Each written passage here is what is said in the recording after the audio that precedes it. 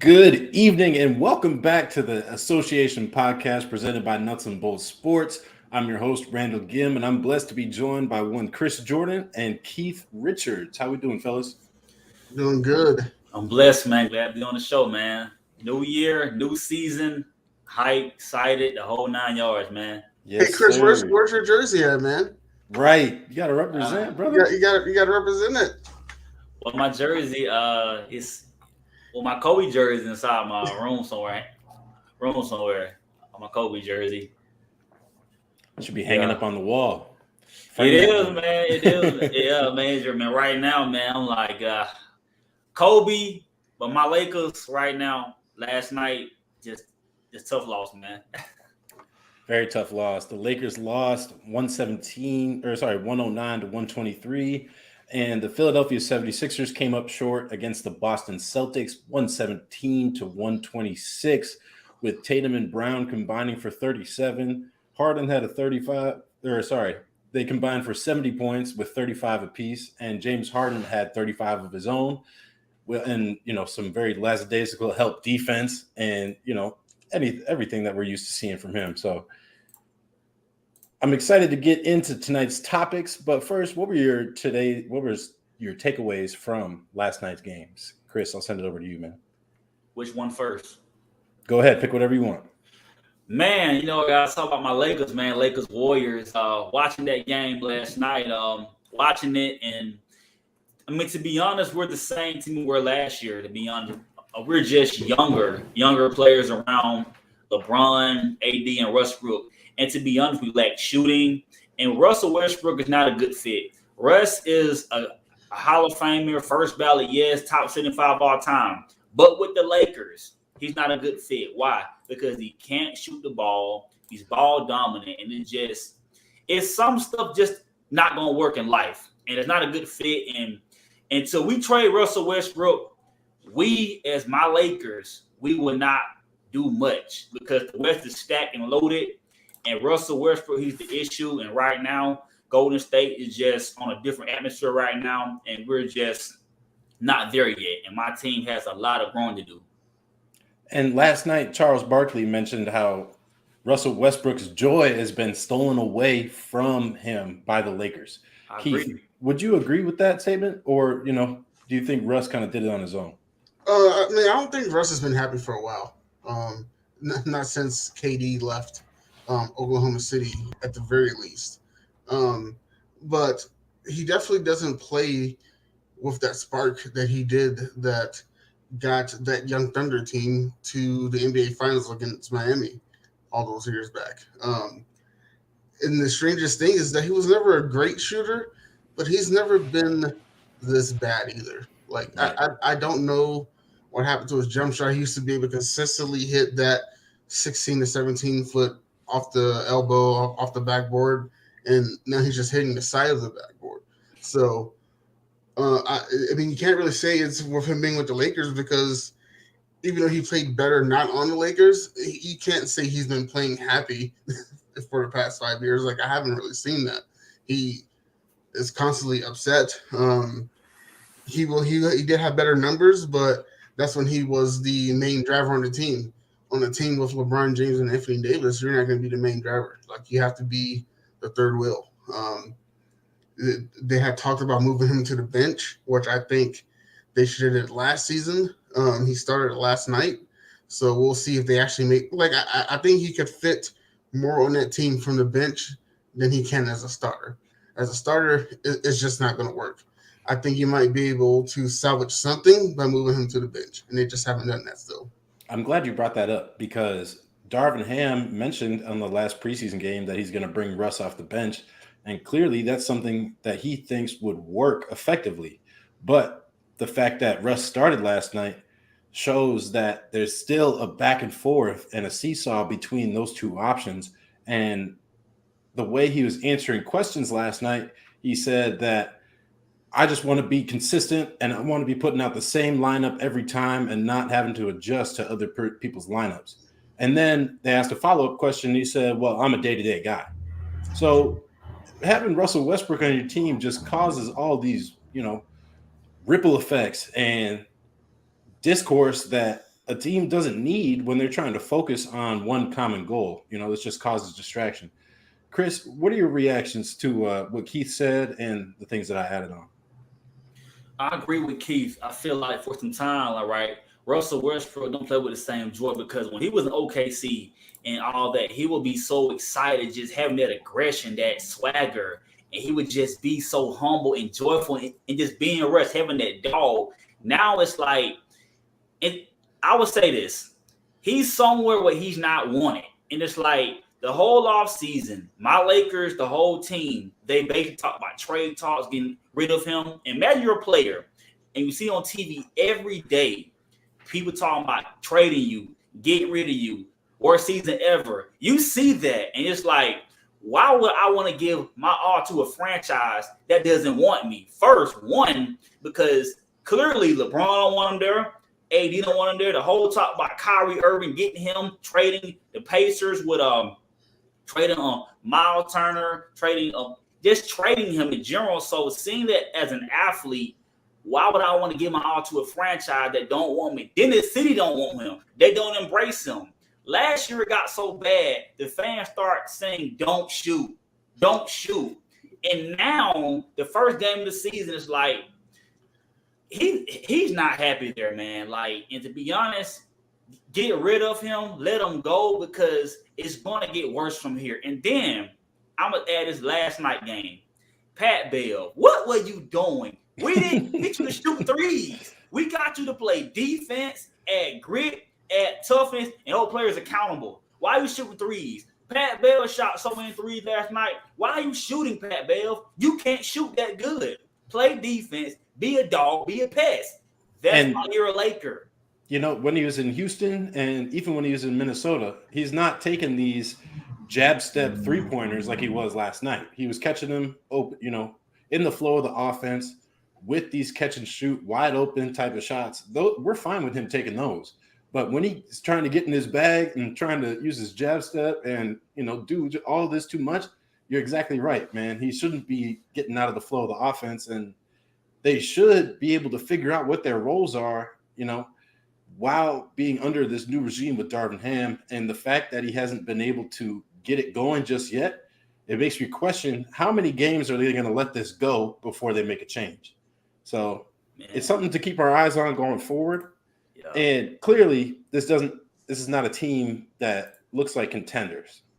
And so, like with a guy like LeBron James, we've known him to be, for lack of a better term, a ring chaser. He has been wanting to get to the finals. He's been to the finals, 8-9 times in a row, and he's got 4 titles. Now, do we think LeBron will win another title before his career is said and done? Keith, I'll kick it over to you, brother. I think that'll depend a lot on how this season looks for the Lakers themselves. I mean, after this season, I don't think it's changed since the summer, but in the summer, it was after this season, the only signed players going into next season were LeBron and AD. So if, let's say, they trade away Russell Westbrook, Pat Bev starts to fit in, and they still have a lot of space to sign other players, I think they could be a contender just because they'll have the money to do that. They'll have the money to add another max player, and they'll have money to add a bunch of backup players at all. If this season is complete trash, then no. He's just going to take his money and stay in LA, and then maybe go try and play in Cleveland with Bronny if he gets into the league. So I think a lot of it will depend on how the season goes. If you ask me today, I would say no. But there's been one game in the season played, so it's hard to say for sure because the team has no identity. So, I don't think you can call them contenders right now, but he's looking in the long game as well. Like I think he plans to play 3 or 4 more years. So how this season plays out will be a lot about how those next 3 to 4 years look. Right. And it's going to be tough because they're going to need to make a move because they also don't have any shooters. Like their best shooters are rookies with Matt Ryan, the quarterback, and Cole Swider, who is not going to see the floor unless he can play some defense.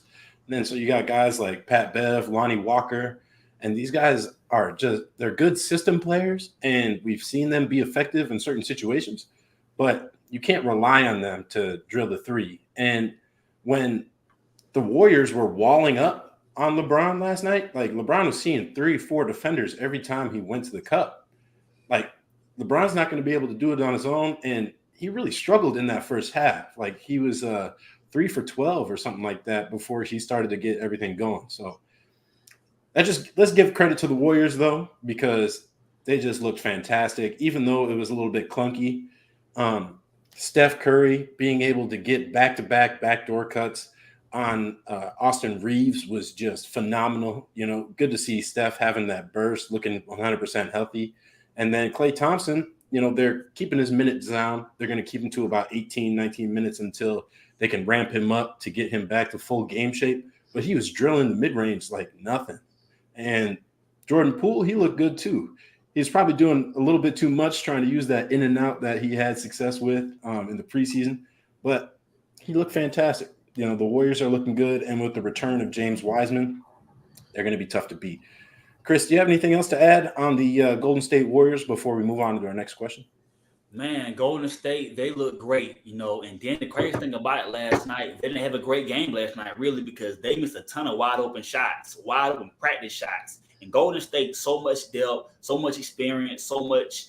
They play great together. And then you got the young core who can hold it down because when Steph Curry's getting rest, Klay's getting rest. And now I'm going to say this. Klay Thompson may be getting hurt those 2 years. I know injury is not good, but that kind of helped his career to be longer because now you have Wiggins and you have Jordan Poole, you have Kuminga, you have Wild and Moody, and now the pressure is not on Klay offensively. Klay can sometimes he can coast defensively because of Wiggins, and then that great supporting cast, that's young guy that's 20, 21, 19 years old. So Klay Thompson, he's coming to a situation where he doesn't have to be the guy every night.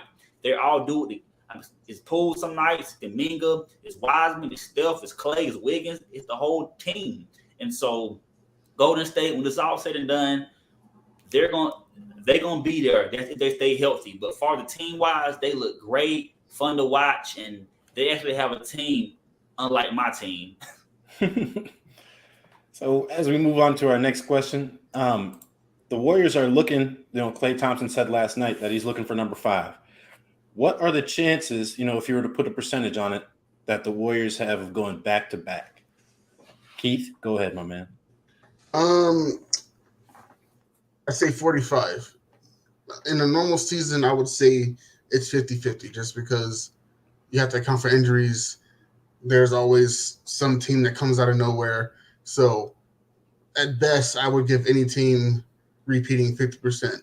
I docked them a little because they have some salary cap issues that they have to figure out. And I just don't know if every single player is going to be there at the end of the season. If someone comes at them with a great offer for Draymond or for Klay or some of those depth players, it's going to be hard for them to turn that down when they're basically going to be playing their salary cap amount and taxes with the contract that they have. I mean, if they keep the team together, I would bump it back up to 50. I just don't see them keeping the whole team together for the full season because they're going to have to pay Draymond at some point if they're going to keep him. So do you do that after the season? Do you do it this season? Doesn't help that he has issues with punching Jordan Poole in the face. And even though he doesn't do a whole lot offensively on that team, like he's not a great shooter, he's not a jump out of the gym athletic guy, but he is the absolute floor general on that team. We saw what happened when he went out with injury last season. They did not look good. So it really depends on whether they want to stomach that salary cap tax or if they're going to try to alleviate some of that. And if history goes the way it always does, they're going to try to alleviate some of that. And if someone gives them a great offer, like I said, they're going to have a hard time turning that down. So they're still one of the top teams in the West, but when they start losing some of that depth, then they start to regress to the mean. And I think it's a bummer that they had to lose Gary Payton II because that dude is a dog, man. You know, he can get to the rim. He's perfect with those backdoor cuts, and he's a fantastic perimeter defender, and he doesn't back down to anybody. So I think they're going to miss him a lot, and they're going to have to compensate for him, you know, being gone. But, Chris, if you were to put a percentage on the Warriors' chances to repeat this year, what would you put it at? 70%, Damn. 70. And my thing is this, like, Keith, why would they trade Draymond and Klay Thompson during the season? Because if their main goal is to repeat, why would they trade Klay Thompson or Draymond Green during the season? Like, Draymond Green, this offseason be a player option year. So they're going to keep Draymond and the whole team together, and then they just signed Jordan Poole, just signed Wiggins. Like, it wouldn't make no sense to even trade Green or Klay Thompson. Why? Like, that'll be a dumb trade because their main goal is to win a title back-to-back. That'll be a dumb trade to do. And then Golden State, they always pay that money. They don't mind spending money. They always do that. And me personally, I feel like their best chance to keep the whole team intact. And then this offseason coming up, the only guy that probably won't be there most likely could be Draymond Green. Draymond Green is 32 years old. Let's be real. He's kind of digressed the past couple of years. In this past finals, outside of Game 6, he played like trash. Let's be real. He didn't play good. He got benched Game 4. Game 6 was the only great game he played in that series. So if anybody going, Draymond Green is going all season because he'll be a free agent unrestrictedly. So I feel like everybody else with Steph Curry, Klay, and the whole young supporting cast will always be there. And then at this point, Draymond's replaceable. They'll find something for Draymond. Draymond. Like, they'll eventually, and then this too, where would he go outside of Golden State? Because really, he wouldn't fit in no other team outside of Golden State. Like, for example, dude wants to be a Laker, Draymond Green. With our team, he wouldn't fit good at all. Why? Because he can't shoot. He can't really. His skills complement Golden State perfectly because of Steph Curry, Klay Thompson, and all the shooters around them. But me personally, Golden State 70 because if they're healthy, they're better, a whole nother year, experience, they won a championship, they got that swagger, they're confident. The only team in the West that I feel like with two teams that can beat them is probably maybe the Clippers and maybe your Nuggets, Keith. Outside everybody else, it's a no in my opinion.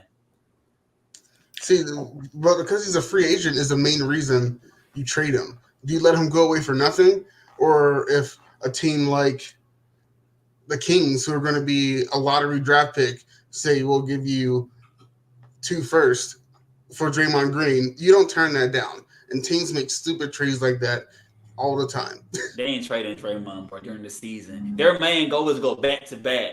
You don't trade Draymond. You keep Draymond. And then this summer, he had a player option, so he could opt in to stay. So he's not a guarantee leaving, but he has a player option. So, I mean, I don't think he's leaving. You got to keep Draymond this year. You got to. The goal is back to back. You don't trade Draymond this year. You keep Draymond. And it's just really interesting how Wiggins and Poole both got paid. You know, Wiggins got 109 million, Poole got like 140. So if you really were committed to Draymond, you would have paid him.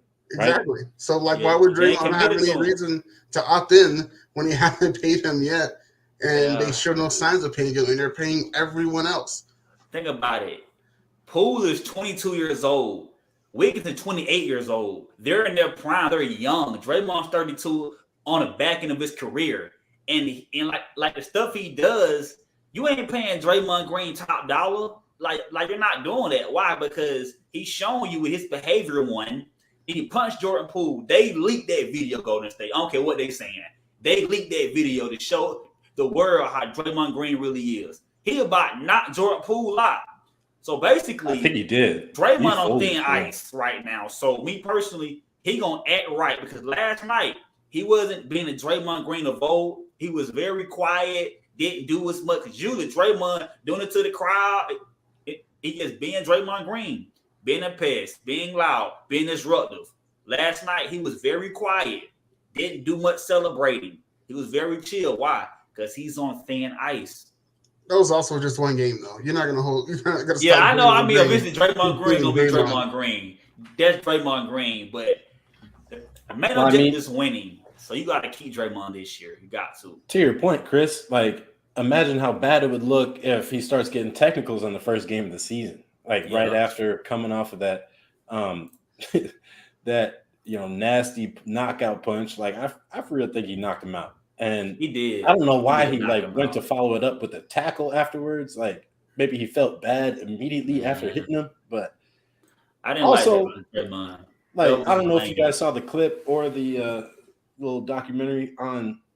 He already did a whole. I didn't see He the did a whole documentary. exclusive on I heard about him, it, but I didn't see it. on him reacting to getting the news that the video leaked, and how he doesn't care about it. He doesn't care about other people's opinions. Stuff that we expect Draymond to say.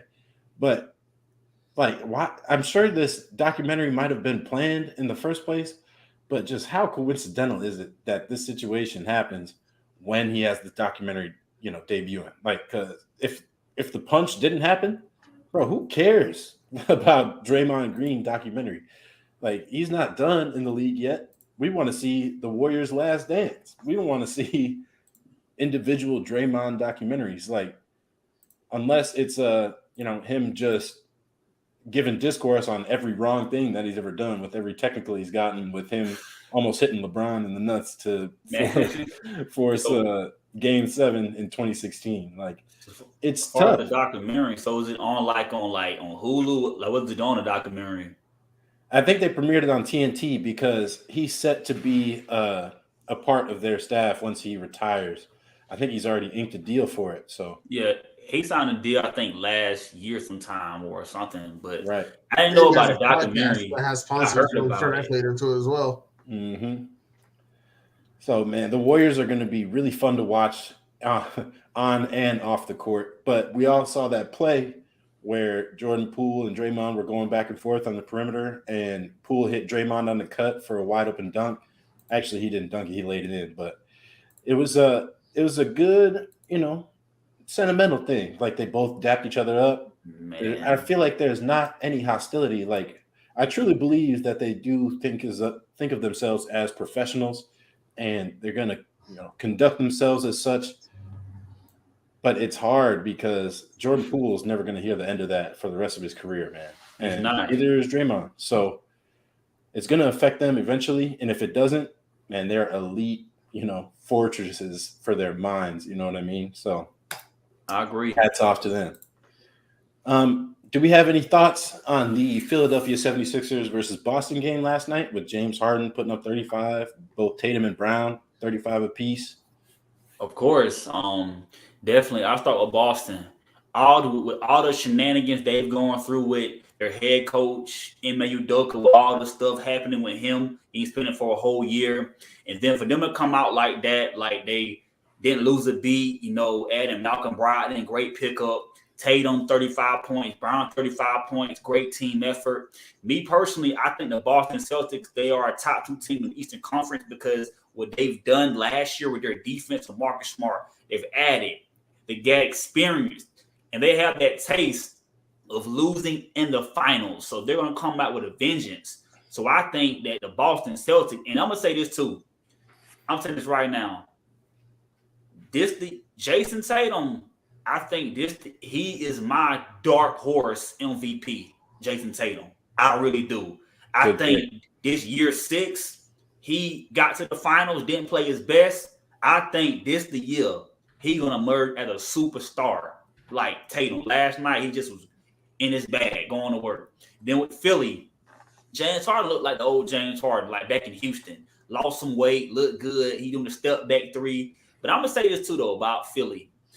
I love Joel Embiid, but at times, Joel Embiid, he plays too far from the basket. Sometimes, like, he tried to always try to come out back to the 3-point line. Sometimes stay in the paint because he gets double teamed because he doesn't always have the best decision making offensively scoring the basketball. But I love Embiid, but Philly, they on thin like this year. If they don't get to the conference finals, they should fire Doc Rivers because Doc Rivers don't adjust well to me, in my opinion. I'm not big on Doc Rivers. He's a good coach, top 15 all time by the rankings. So it's pressure on Doc. It's time for Doc to put up and shut up. It's time to do something. You got James Harden. You sign a PJ Tucker. You sign Montrezl Harrell. You sign some great additions. You have Tyrese Maxey. You have some great pieces. It's time to put up and shut up. Like they have every piece. What's up? Do something. It's time. And being getting older, 29 years old, he stays hurt a lot.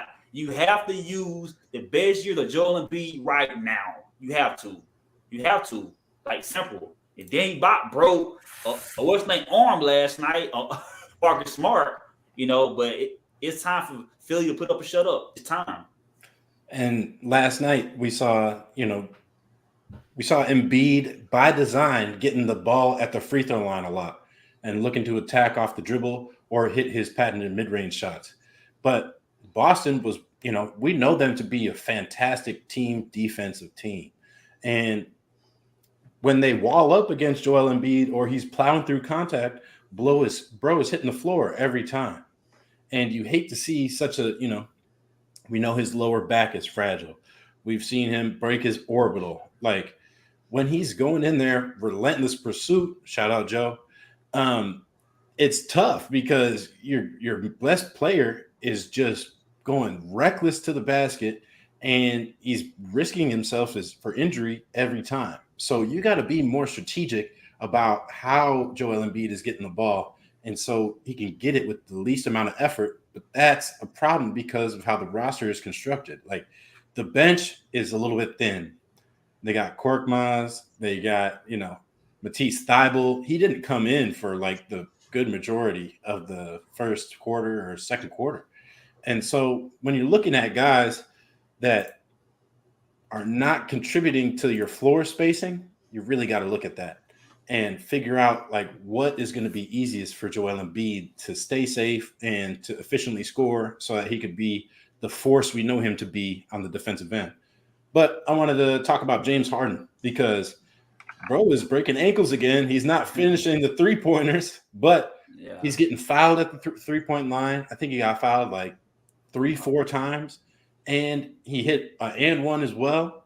Bro is looking like old James Harden again, and old James Harden also includes bad help defense. So he was leaving Grant Williams open in the corner, and he had a good offensive night, but not good enough on the defensive end. He really has to buy in on that end to really be effective and to show the rest of the team that, like, hey, we need to buy in. We need to make sure that we're doing everything we can to get these wins. So that's the thing I think needs to change.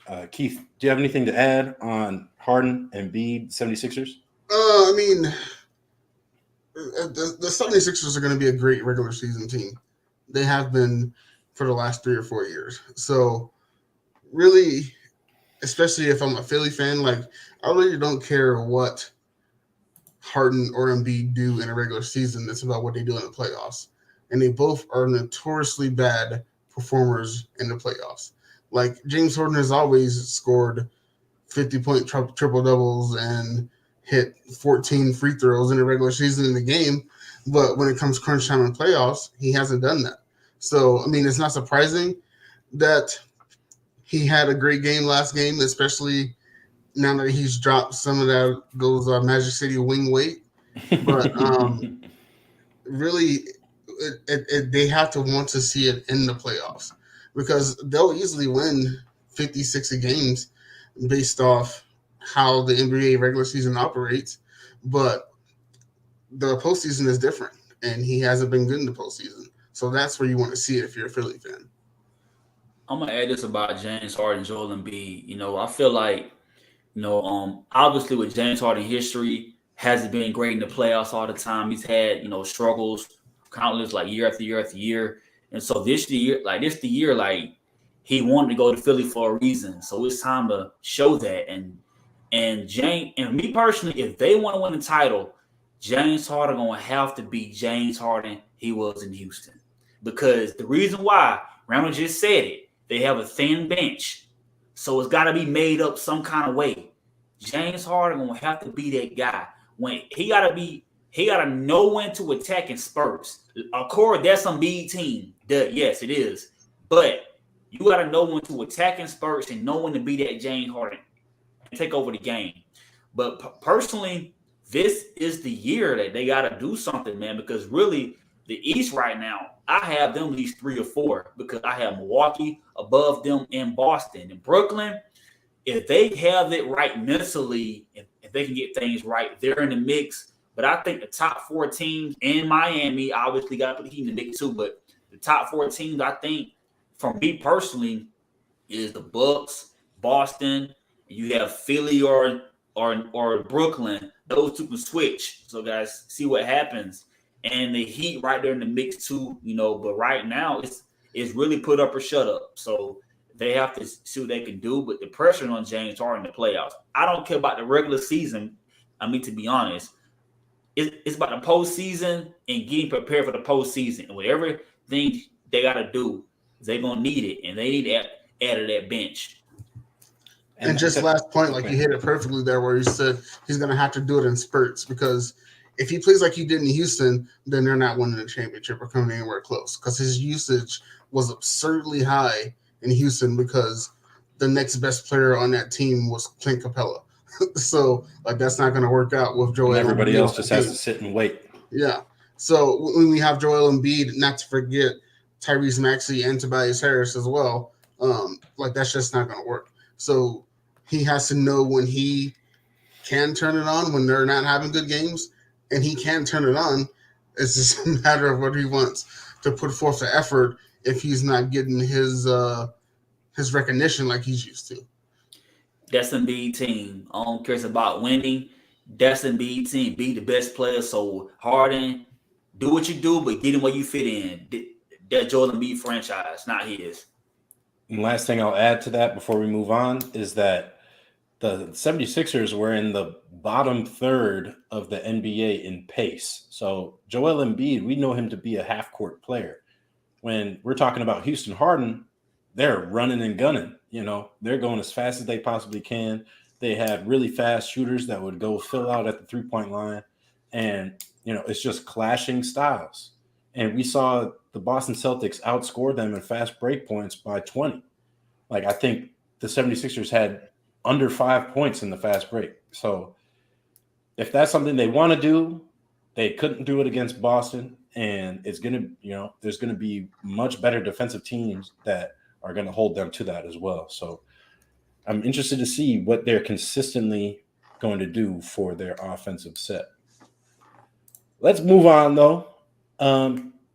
We got a lot of players coming back from injury this upcoming season.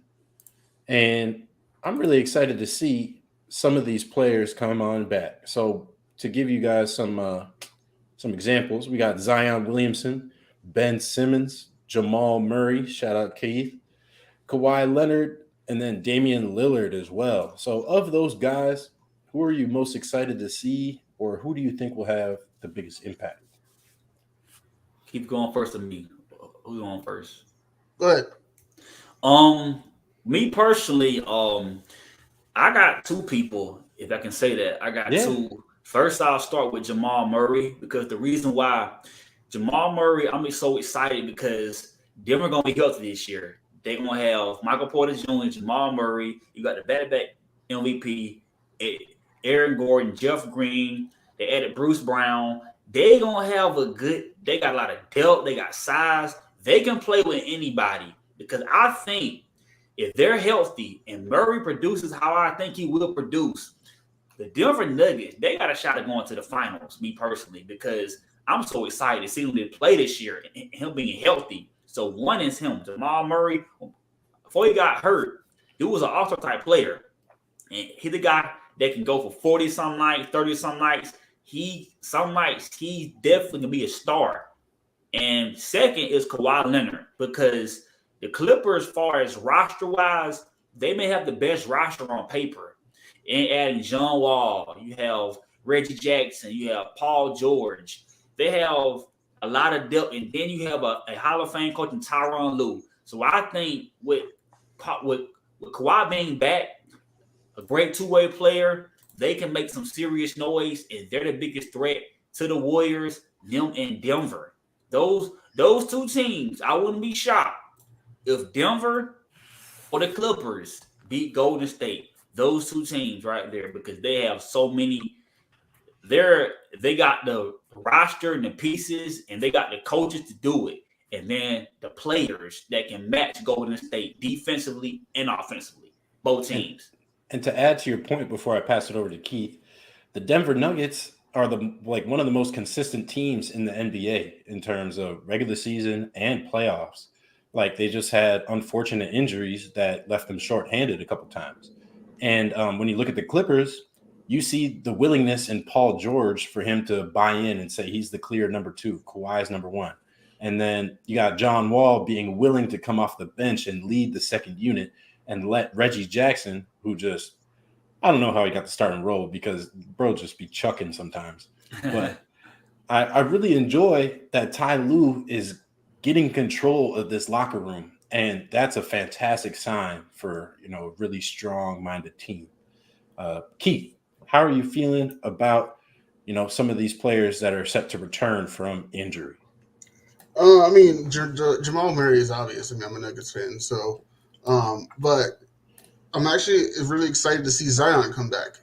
It looks like he has finally committed to keeping his weight under control. He lost a ton of weight over the offseason. It helps when you put something in his contract that helps limit that. But I've never been down on Zion for his talent. Like, when he plays, he's a 25-10 guy in his sleep. His issue has been staying on the court because he couldn't keep his weight under control. And then when you add him to a team like the Pelicans, who I think really overachieved last season, missing probably the best player on their team. You could argue Brandon Ingram might be the best player, but really, when Zion's on the court, you have to account for him so much in the middle that it leaves so much open around him. And then the hustle plays he makes on defense, the offensive boards he gets, and honestly, just for the sake of the fans, just the appeal he brings to the team, I think is going to be something that really gives the Pelicans a push to where they're not overachieving but reaching their potential. And if he's not on the court, they can't reach their potential. But with Jamal Murray, obviously I'm glad to see him back, but honestly, the player I'm probably more excited to see back with the Nuggets is Michael Porter Jr., just because we know how good Jokic can be. He's a back-to-back MVP. We know how good Murray can be, though I would like to see more consistency from him, because after the bubble, he wasn't very consistent, even if you account for the injuries. But Porter was starting to become that bona fide number 3 option on the Nuggets. And you can see last season with them missing Murray and Porter that the offense just looked super stagnant. Even though Jokic can score at will when he wants, that's not what he wants to do. He's better when he's distributing the ball and then scoring when he needs to. So with him being the main distributor, having those 2 and 3 options, you add in someone like Kentavious Caldwell-Pope, Ish Smith, Bruce Brown.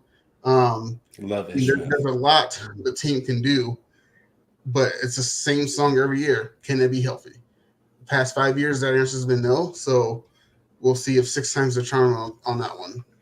And Ish Smith is coming in to fill that Austin Rivers role. And Austin Rivers, you want him to be a scorer. You want him to be lethal from 3, and you want him to handle the ball. But honestly, Ish Smith is better at that kind of stuff. And he's been moved so many times because he's so effective with that. So I'm excited to see how he can do on a contending team and how he's going to lead that second unit. He might even be a dark horse for 6-man.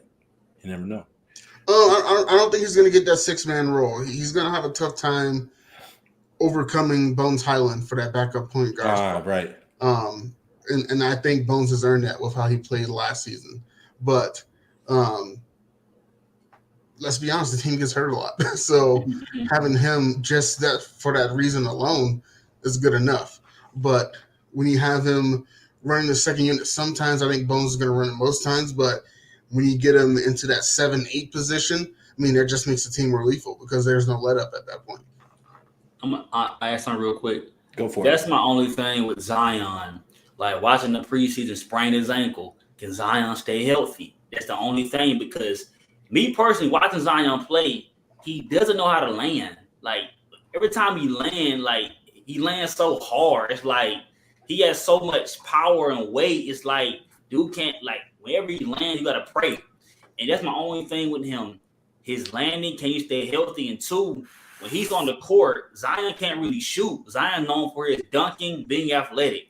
And that's so that may shrink the floor a bit because Zion can't space the floor out.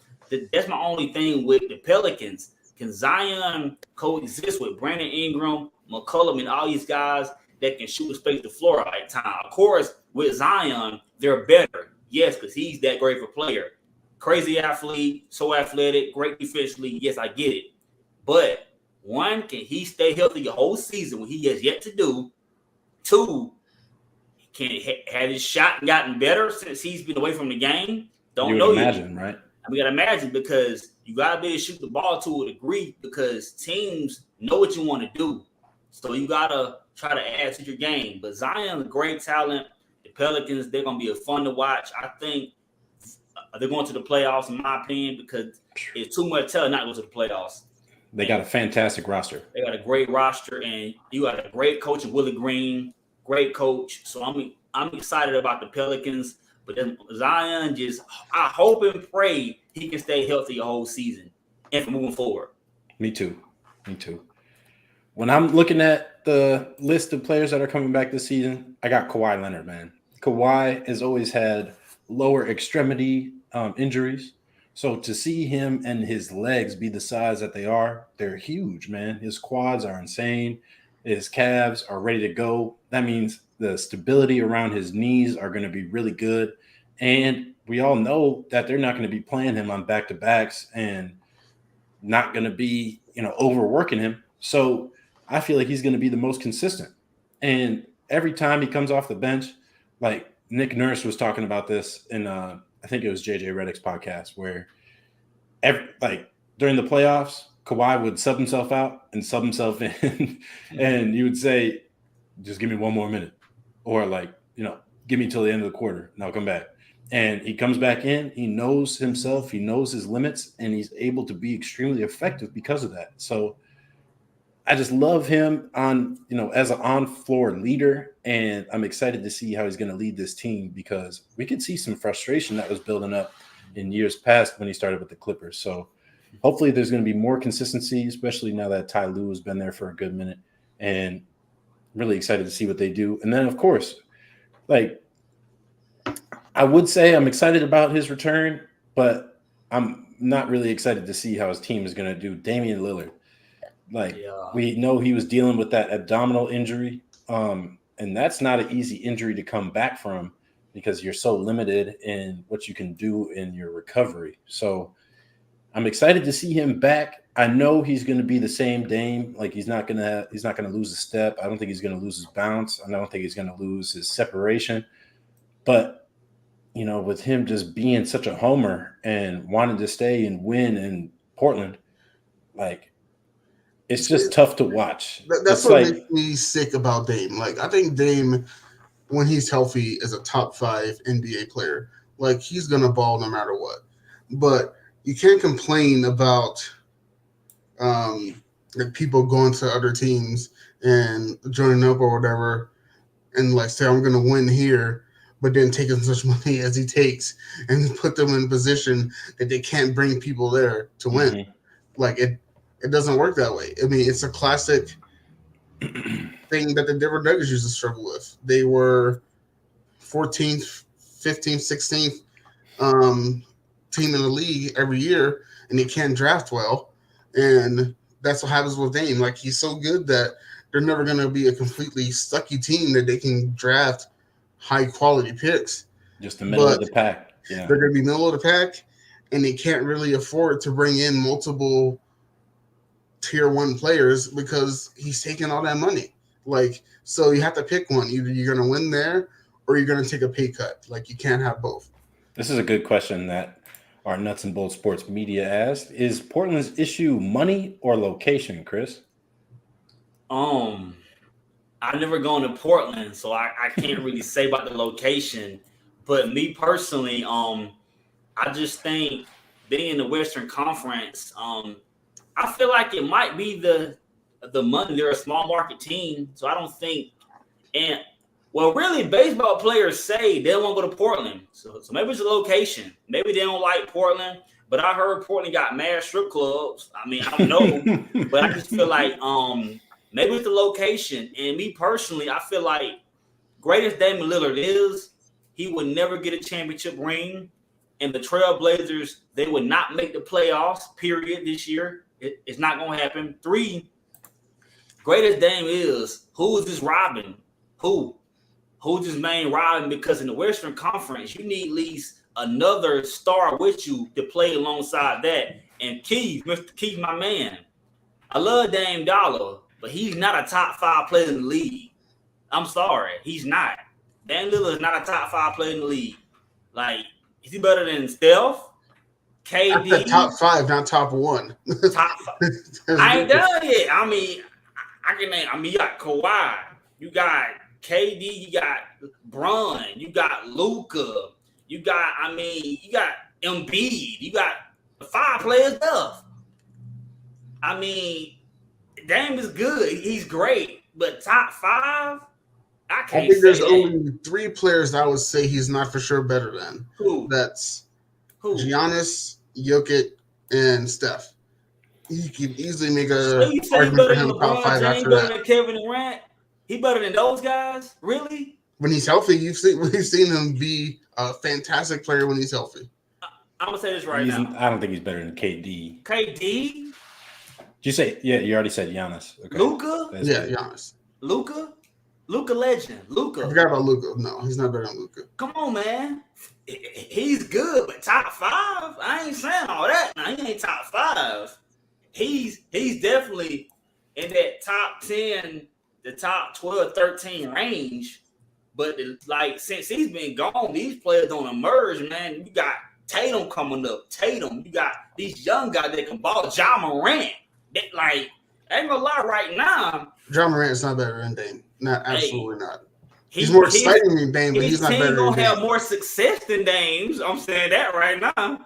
And Ja Morant gonna play a bigger game than Damian Lillard. If we're going by success, you could say Eli Manning's a better player than Dan Marino because he won 2 Super Bowls, but we all know I ain't lying, bro. That's a bad comparison. Dan Marino is one of the best quarterbacks of all time, one of the best throws of the football. He's also one of the diehard quarterbacks of all time. If my dad see you right now, he would get you like, wait, he would shake you. What's wrong with you? No. But you're saying he's going to be more successful as a measure of if he's going to be better. Dan Marino is one of the least successful quarterbacks of all time, but he's still one of the top 10 for sure, maybe top 5 quarterbacks of all time. I love Dame. But, bro, if you said that to the world, Dame look top 5, most folks would disagree with you. That's your opinion now. Dame a bad, he's Dame time. Now, I will say this. He's one of the most clutchest players in the league. Top 5 being clutch. Maybe top 2, top 3. He's clutch. Game on the line, give me Dame time is real. Yes. But we talk about players and resumes and what players done. You can't put them top 5. And then if he was top 5, hey, you top 5, Dame, lead us to the playoffs. Top 8, top 7 seed, top 6 seed. Do that. Dame is definitely a superstar. Dame is a superstar. Superstar. He is. No denying that. He don't have help. He don't have any help right now. That's what I'm saying, and that's what I want to get to really quick. He's got Anthony Simons at the shooting guard. We know him that he's getting nicer, but is he going to be that reliable? We don't know yet. He's only going into his 4th season, but he got paid. And then they got Jeremy Grant coming in from Detroit and formerly the Nuggets, as Keith knows. And then we got to rely on Yusuf Nurkic, who has been on and off, with injuries and not reliable either. So a lot of question marks for that team going into the season. And what I've been wanting to say the whole time, watching Dame enter another season with the Portland Trailblazers is like watching a Ferrari that you know is going to get in a car crash. Like, it's just tough to watch, but you can't look away. So we'll see what happens, and let's move on. So our last topic of the night, we got to figure out who our top 2 contenders from each conference are. So, Keith, I'll let you start, my man. Who are your 2 or 4 total contenders? I mean, you got to go with the Warriors. I mean, you always give deference to the defending champs unless they get worse, and they didn't. So you have to go with them in the West. I'm trying really hard not to jinx it, but I have to say the Nuggets. I mean, it's of course you have to preface it with if they're healthy, but you don't want to assume that they're not going to be healthy. So assuming that they are healthy, they arguably have a as deep or if not deeper team top to bottom than the Warriors do. I mean, the Warriors are definitely more top heavy with their championship caliber with Draymond, Clay, and Steph. They've all won 4 championships. Like, that's experience that it's hard to get over. But if you're going 1 through 10, I would say 6 through 10 on the Nuggets probably is better than 6 through 10 on the Warriors. So I think those are the 2 teams that you have to look at in the West. In the East, the Bucks for sure. Whenever Chris Middleton gets right, I mean, we saw how important he was when they lost him in the playoffs. If they can get him back, get him right. We see what Giannis was doing over in Europe in the summer. He looks very much like he's ready to get back to the season and prove that they are a championship team again. And it's just so tight in the East. It's hard to say for sure. I want to say the Celtics, but even though it didn't look like it last night, there's going to come a time when they miss their head coach. It wasn't last night. It's going to come. Who knows when it's going to be. They're definitely going to miss them in the playoffs, but I think that hurts them in the long term. I'm going to go a surprise and say the Nets. Because the issue with Kyrie wasn't health last year like it's always been. Like, he was healthy. He just chose not to play for various reasons. KD looked really good playing a lot by himself last season. You add someone like Ben Simmons, where you don't need him to score the ball. That's what you have KD and Kyrie for. You need him to distribute the ball, and you need him to defend 1 through 5 like he can better than almost anyone else in the league. So when you add that defensive mentality to the scoring prowess that you have with KD and Kyrie, I don't think you see them get beat up on in the playoffs like you did against the Celtics, mainly because he frees up KD and Kyrie to be more dynamic scorers rather than one-dimensional with having to have the ball in their hands all the time, and he tightens it up on the defensive end. Chris, do you agree with Keith's picks? I agree with 2 of them. With two of them, I agree with Golden State. I think Golden State's. I will always say this: whoever is the champion, they're the best team, in my opinion. Because until you beat the champs, they're the best team. So in the West, Golden State's won 2 Clippers. With the Kawhi Leonard, Paul George, and that's a great supporting cast of John Wall. You have so many guys that can match Golden State shooting, size, grit, coaching is so much. So those 2, and so those are my top 2 teams in the West. Or the team in California. You have Northern California, Southern California. So Golden State, Clippers. In the East, I would say the Bucks when Chris Middleton comes back, with Giannis and that great team with Drew Holiday. Me personally, I thought if Middleton was healthy last year in the playoffs, I thought the Bucks got back to the finals. Me personally, so the Bucks, I think they're 1-2. I'm going with the mighty Boston Celtics. I want to say that Brooklyn, but it's too many question marks because with Kyrie Irving, because it's gonna come some time in the season. I won't be surprised if he don't want to play or sum up. And the reason why I can't say Brooklyn right now, based by the history and the evidence, based by the past 3 years, I can't trust Brooklyn right now. I can't trust them. And then really this too. As long as Steve Nash is the head coach, you can't trust him. Because coaching matters. Coaching matters in the playoffs. Because last year versus the Boston, they didn't set no plays up for KD to get him freed up with easy shots or Kyrie Irving. Then this too.